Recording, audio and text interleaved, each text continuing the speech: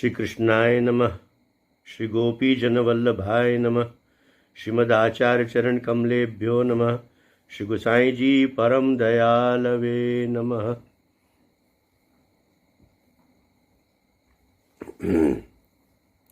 प्रिय वैष्णवों,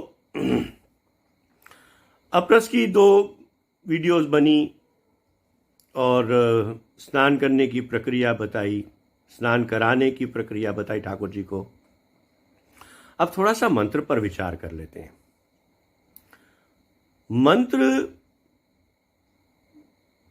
मंत्र में एक ऐसी अद्भुत विलक्षणता है, आप अगर उस मंत्र को पूर्ण श्रद्धा से कर रहे हैं और अगर आप ये मन में मान के चल रहे हैं कि मैं जो मंत्र कर रहा हूं वो मेरा जरूर उद्धार करेगा। दूसरी तरफ मंत्र की एक और विलक्षणता वही क्या है कि जैसे ही आपने सोचा कि क्या ये मंत्र मुझे तारेगा या क्या मुझे इस मंत्र के अलावा भी कुछ करना चाहिए, वो मंत्र आपका विफल हो जाएगा। आपकी अश्रद्धा के कारण या आपके संशय के कारण उस मंत्र में जो आधिदैविक शक्ति है, आध्यात्मिक शक्ति है, वो तिरोहित हो जाती है।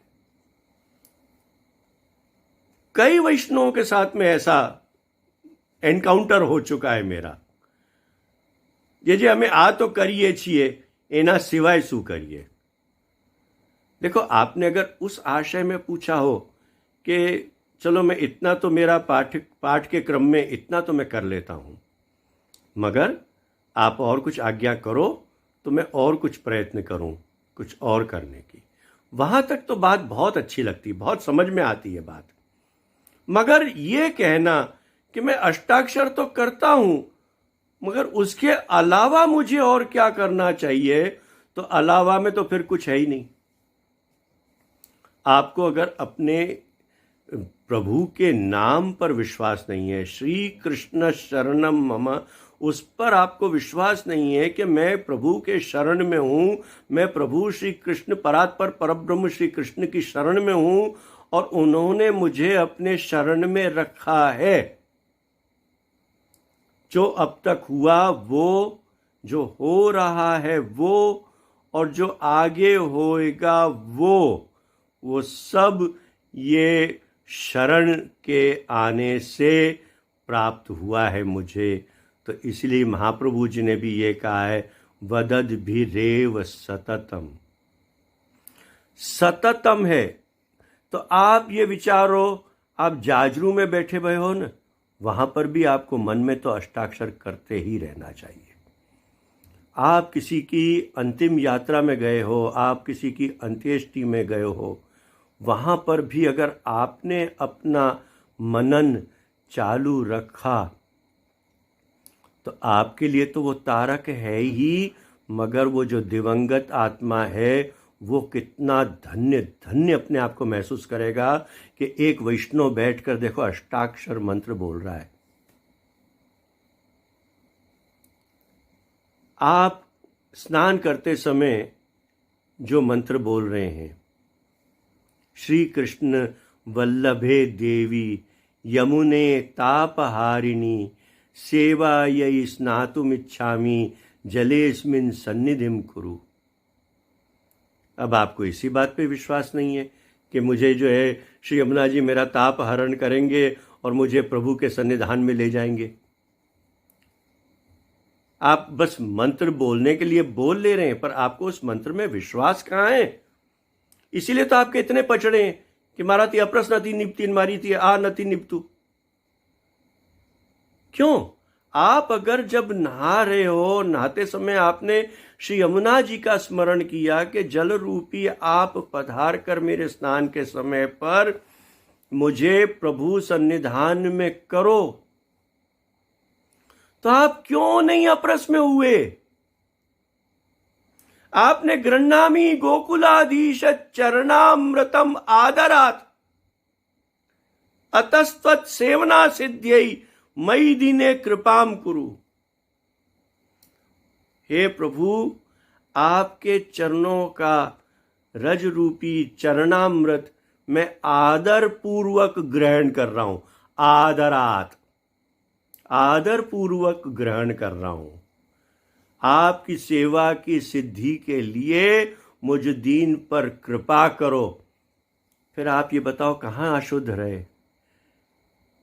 आपको अपने मंत्र पर विश्वास होना चाहिए ना। आपने अगर ये कहा है कि मैंने आदर पूर्वक कृष्ण के चरण रज मुंह में डाली है, तो वो तारक है, आपका उद्धारक है। वो मंत्र आपको उस परिस्थिति में ले आता है कि आप भगवत सेवा करने योग्य हो। आप स्नान करते समय अगर आपने श्री यमुना जी का श्री कृष्ण वल्लभे देवी, मैं फिर से रिपीट कर रहा हूं ताकि जिनको रिकॉर्ड करना हो रिकॉर्ड कर लो और यानी याद करो। आखिरी गागर, आखिरी लोटी, अपने बाथरूम में एक छोटी सी कलश रखो, पूरा नहा लो। उसके बाद में उस कलश में थोड़ा सा जल भर के और अपने सिर पर डालते डालते ये कहो, श्री कृष्ण वल्लभे देवी यमुने तापहारिणी सेवा यही स्नातुम इच्छामि जलेस्मिन सन्निधिम कुरु। अपने प्रभु का स्मरण करके आप जो है बाहर आओ, तिलक चरणामृत लेके ठाकुर जी की सेवा में जाओ, आप अप्रश्न हो। आपने नल के पानी से नहाए कि कुआं के पानी से नहाए कि नदी में डुबकी लगा के आए, दैट डज नॉट मैटर। वो उसकी कोई वैल्यू नहीं है।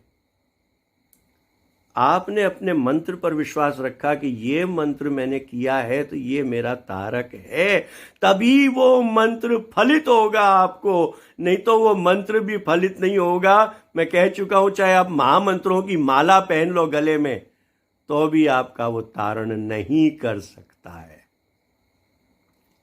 मनन के साथ साथ अपने मंत्र पर पूरा विश्वास होना, अपने प्रभु पर पूरा विश्वास होना, यही एक पुष्टि मार्गीय वैष्णव का कर्तव्य है और यही उसकी भक्ति का प्रथम चरण मानना चाहिए। बस आज के लिए इतना ही रखते हैं। छोटी छोटी वीडियोस बनाऊंगा तो इससे ज़्यादा आप लोगों को मैं छोटी छोटी बातों पर आपका ध्यान खींचता रहूँगा। मुझसे आप ये उम्मीद मत करो कि मैं पांडित्य पूर्वक जो है यानी बहुत श्लोक बोलूँगा इसमें। मैं तो आपका ध्यान खींचने के लिए छोटी छोटी बातों को लेकर सरल शब्दों में, ताकि जो बेस से जो प्रथम व्यक्ति जो पुष्टि मार्ग में आना चाहता हो या सनातन संस्कृति में विश्वास रखता हो, उसको मेरे ये छोटे छोटे वीडियोस लाभकारक हों। बस इसी हेतु से मैं ये वीडियोस बना रहा हूँ।